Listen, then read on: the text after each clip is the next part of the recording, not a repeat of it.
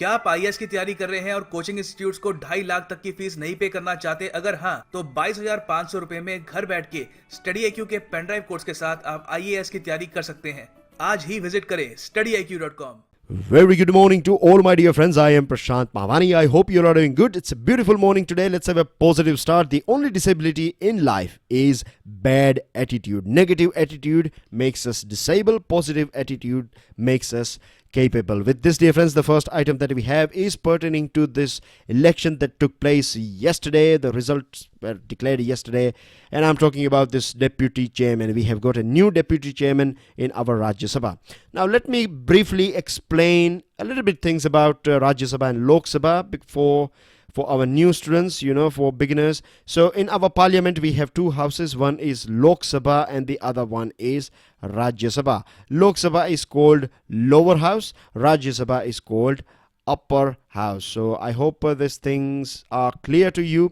Now, of course, you know that you have a leader, isn't it? You have a person who is sitting there on that chair, that is at a sort of height. So from there, we can understand that that person is the main person, the person who is sitting on that chair. So when it comes to Lok Sabha, we call that person Speaker of Lok Sabha. And when it comes to Rajya Sabha, we call that person Chairman. We don't call that person as a speaker. We don't. The terminology that we use is Chairman and not Speaker. So you have to be, you have to pay attention here. There should not be any mistake when it comes to, you should not mix this Rajya Sabha as Speaker and Lok Sabha as Chairman, not at all.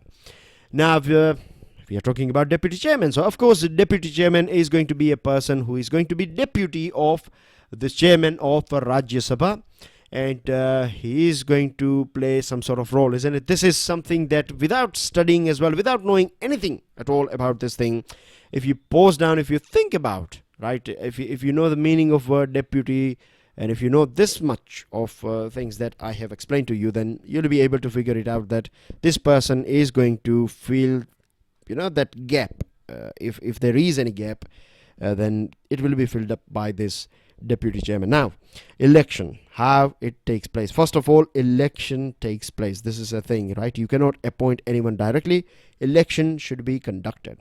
Now, this election is conducted by, it will be looked after by, or not looked after, but the main thing here is that the members or the person who can elect, person who can take part in this election, right? They can give their vote is member of parliament, of course, but only from Rajya Sabha. Lok Sabha members cannot take part in this election process of deputy chairman. The second condition, and which is again a very important one, is to remember that only a person who is member of Rajya Sabha, MP of Rajya Sabha only, can be elected for this post here. So people who can vote, they have to be MPs of Rajya Sabha. And a person who gets elected should be a MP from Rajya Sabha. You cannot have a Lok Sabha MP becoming deputy chairman of your upper house. And same thing applies with the Lok Sabha speaker as well, right? The same thing. You cannot, a Rajya Sabha MP cannot go there and pass a vote. The same thing, they have to be, a person should be from Lok Sabha, means a member of Lok Sabha. So I hope these things are clear to you. I'm just going to rub it off now.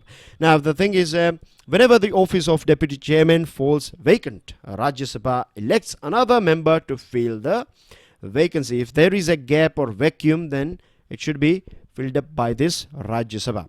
So when do we find this vacuum? The first condition is ceases to be member of Rajya Sabha. If a MP who is a deputy chairman, if his membership is gone, right, if he ceases to be a member, if his tenure gets over, and if it's not coming back to Rajya Sabha, right, then automatically this post will become vacant. The second thing is if he or she resigns, right, and when they resign, they have to write it down to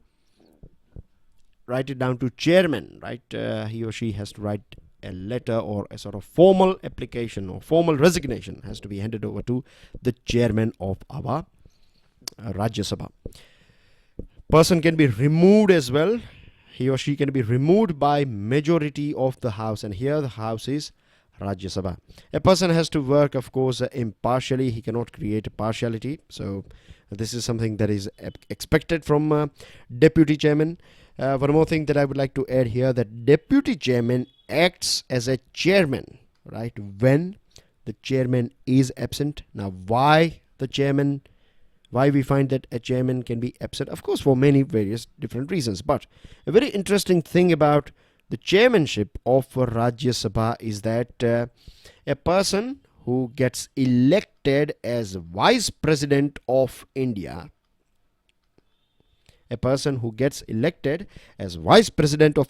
automatically becomes chairman of Rajya Sabha. Let me repeat it for you guys, just in case if there is any confusion. Any person who becomes Vice President of India automatically becomes chairman of Rajya Sabha, right? So recently, Vice President of our country was in Peru. That's in South America, isn't it? He was there in Peru. So, of course, at that point of time, this session was not going on. But many times this thing can happen as well, that he is not well, or something serious has happened, or he is out of India or something.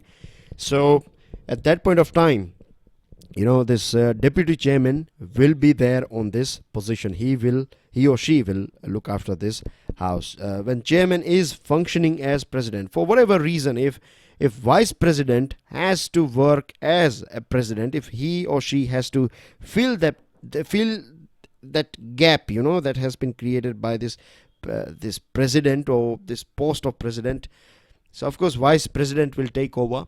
So at that point of time as well, this deputy chairman has to look after this thing. And if the position of VP is vacant at that point of time, is because if there is no VP, then there is no chairman. So deputy chairman will look after the house.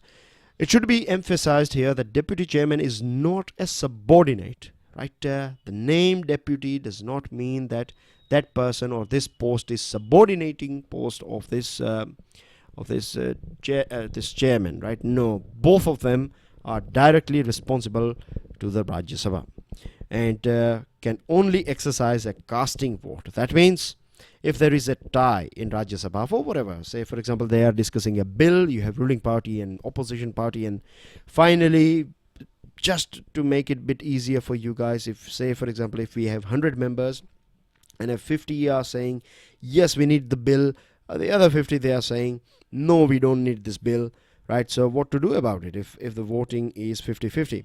Now comes the most important role of the chairman or deputy chairman of Rajya Sabha. He or she will take a decision. If the chairman or vice chairman is a deputy chairman is saying that the bill should be passed, then that will be passed. If he or she is saying that no, then that will be a big no. So casting vote is something that is a very important vote that is in the hand of deputy chairman as well as chairman, and same thing applies with Lok Sabha speaker too.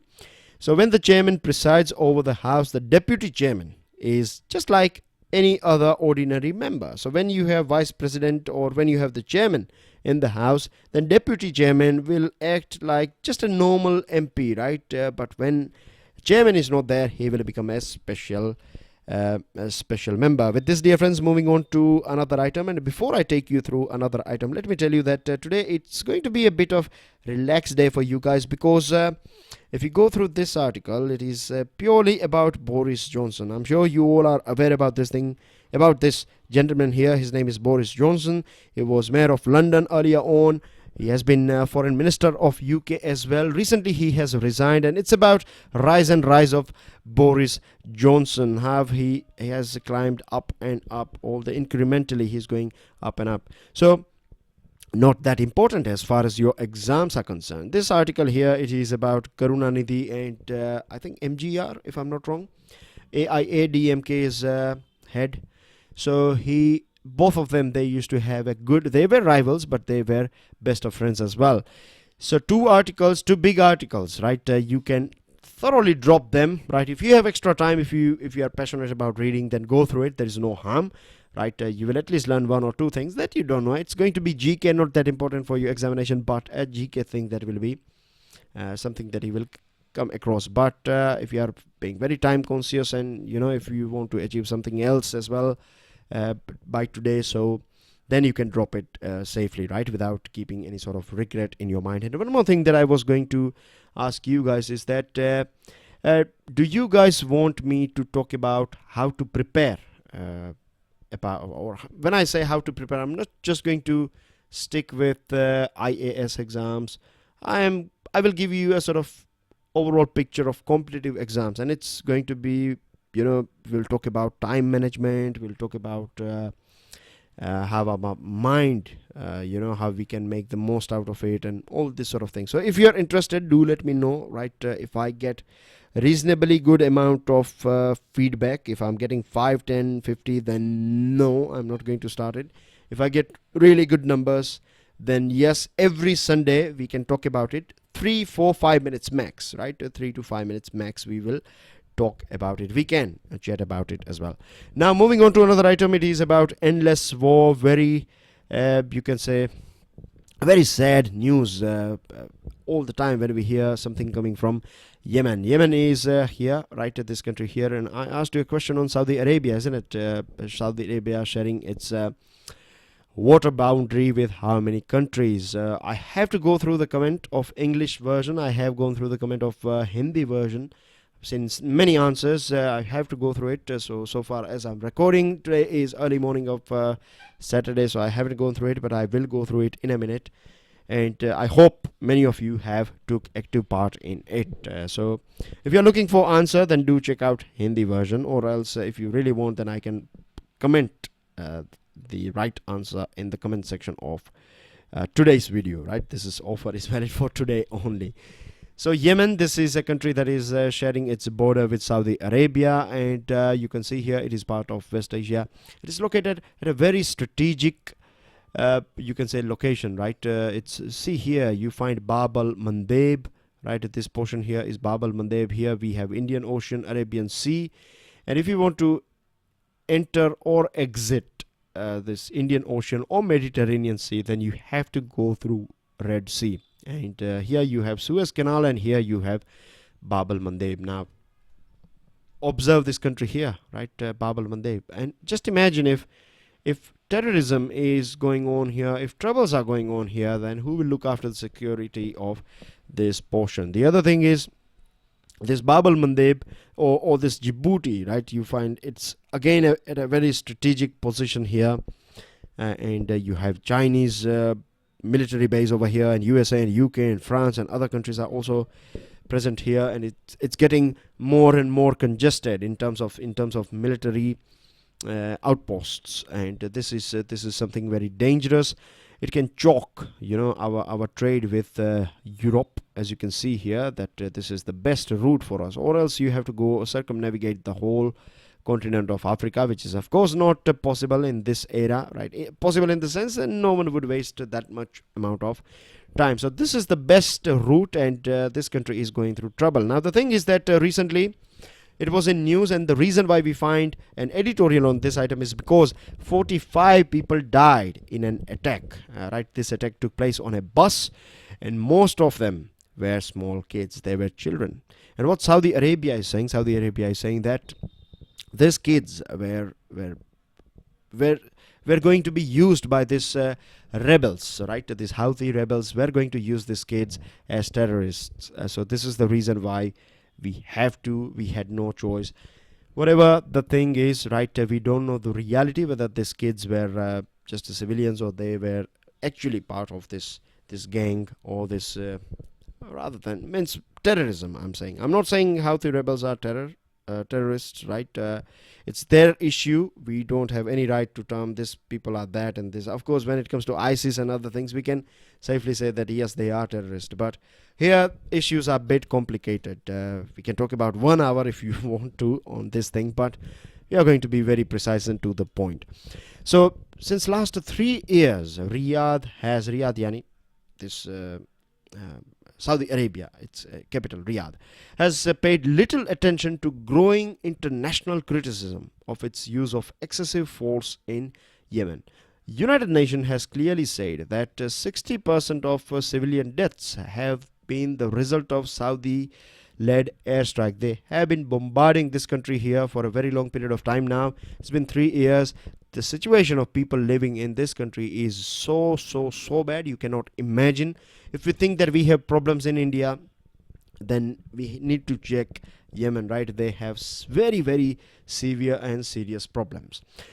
The only sad thing is that United Nations calls this whole situation, that's going on in this country, Yemen, as most severe humanitarian crisis. But the sad thing is that United Nations Security Council is not taking any strong decision on it, right?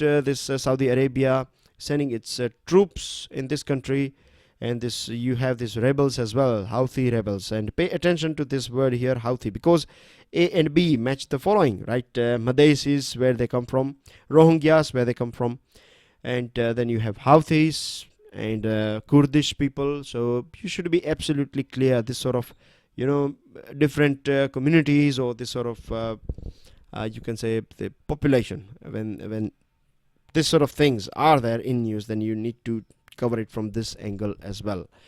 So earlier on they used to be very peaceful, as it was a sort of peaceful organization, but later on they started using weapons, and it was a big mission, isn't it? If you remember, I'm not sure how many of you are aware about this thing, but when this whole thing started somewhere in 2014 or 15, right? Early 15 and late 14. But I'm sure Mr. Modi was a PM at that point of time. Sushma Swaraj ji was our external affairs minister. Of course, she is today as well. And VK Singh was means he basically at that point of time he left India for Djibouti, and we did a big mission. We evacuated our people from Yemen, and it's not just our people. We evacuated citizens of other countries as well, includes the USA. Can you imagine if they are having this military base just nearby this Yemen, this port of Aden? Then as well we were able to evacuate there, and they were not able to do it. So India was applauded by all these countries. They were so happy about our humanitarian work that we did without asking, or without they means we communicated this thing, but we were not forced or asked. Then as well we helped all these developed countries at that point of time. So it was a big mission. I'm sure we are going to find a film in near future on this thing. So if we come back to this issue now, then we find that recently there was a cholera outbreak in this country. 2,000 people died. People are dying because of lack of basic medicines. Kids, their future is shattered. They don't have any school, nothing at all. Food is again a very, you can say very scarce material. In fact, clean drinking water is not available to people. So it's very bad in this country, Yemen. It was a beautiful country, right? Yemen was a beautiful country, and we have a connection as well with Yemen. I think, if I'm not wrong, this port of there is a city called Aden, right? A big structure of Aden was designed by one Indian architect, right? I forgot the whole name and thing, but I'm sure it's we have this connection. We have built a big good thing. An Indian architect has built a very big thing over there in Yemen. So sad thing is that USA is not pressurizing Saudi Arabia. We don't find strong words coming from USA or international community, particularly United Nations Security Council, because you know it very well that Saudi Arabia is an ally of USA, and it's not going to hear anything bad from USA, because Iran is an arch rival of Saudi Arabia, as you can see here, right? So they have these problems, and here as well, it's Houthi rebels are supported by Iran, and this government is supported by this Saudi Arabia. There is no functional government at present. Mr. Hadi has left his country.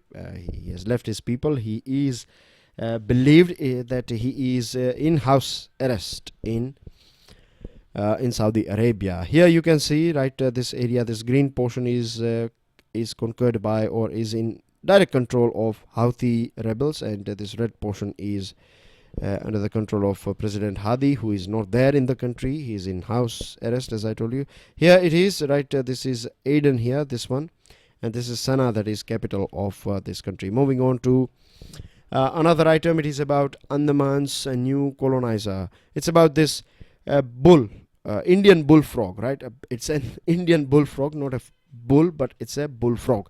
Now this frog is a big troublemaker for Andaman and Nicobar's ecosystem as well as economy too, because it is this frog here, they are in lakhs as far as population is concerned.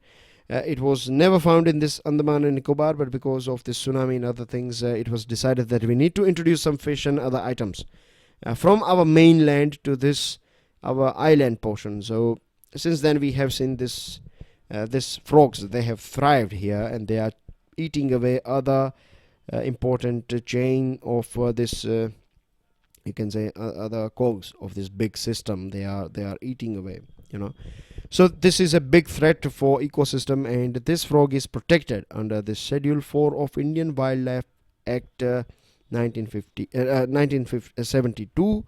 And the other thing is that there are so many ponds now, and in all these ponds, so you find them everywhere nowadays. So this is the reason why it is appeared, but that's fine. You don't have to, just remember this thing just in case. That's the only important information that you need to keep in your mind, that it's Indian bullfrog and Schedule 4 of Indian Wildlife Act 1972. It will look very serene, good picture, but it's not. Trust me, this is water has created problems for the people of Kerala. 8 districts are under this heavy rain, and floods and all this heavy flooding has been observed in Kerala. It's a very you can say dangerous situation over there. So let's hope that everyone is safe in Kerala. It's too much of rain. At the same time, you have this tidal surge as well. Looking for early remedy. Now, the Supreme Court has clarified this thing, that it came out with this in 2007. It gave this directive to the government, that government needs to formulate a bill or act that if anyone is engaging in vandalism, if anyone is vandalizing property, a group or individual or group of people or bunch of hooligans, then they have to pay for that property.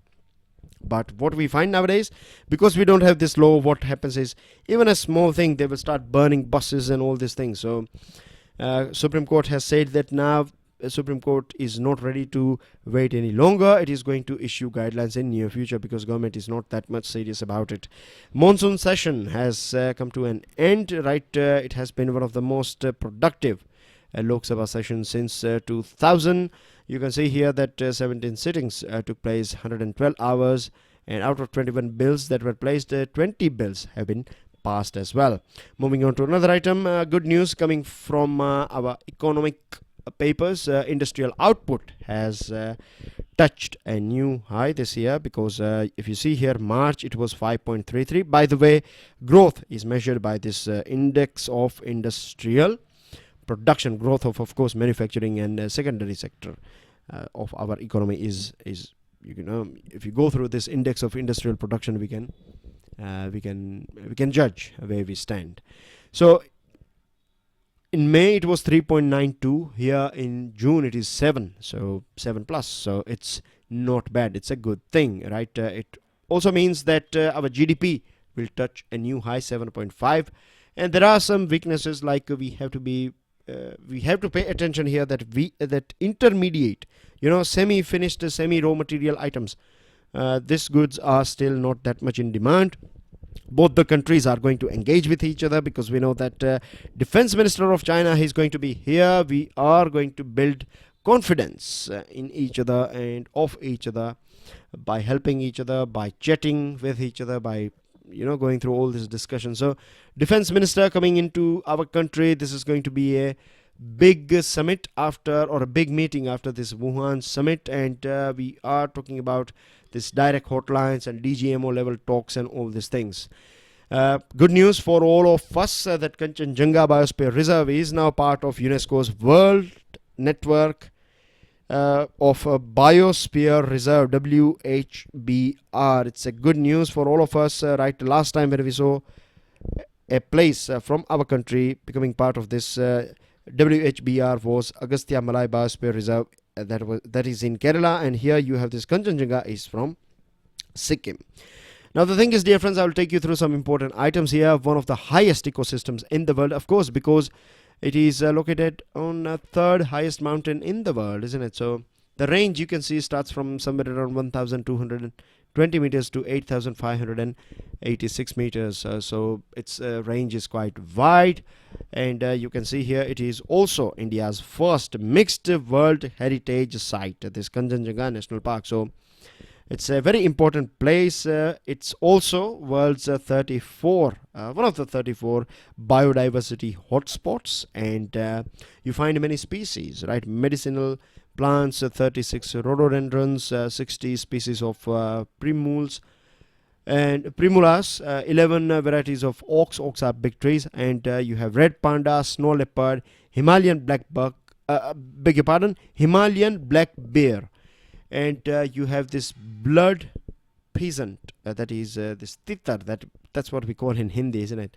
The state bird of Sikkim is also found here. So that's everything in today's discussion, dear friends. This is your answers, and these are your answers. And I have got a question for you guys. As you can see on your screen, right, this small piece of land. Can you give me the name of this island? Give me the name of this island, right?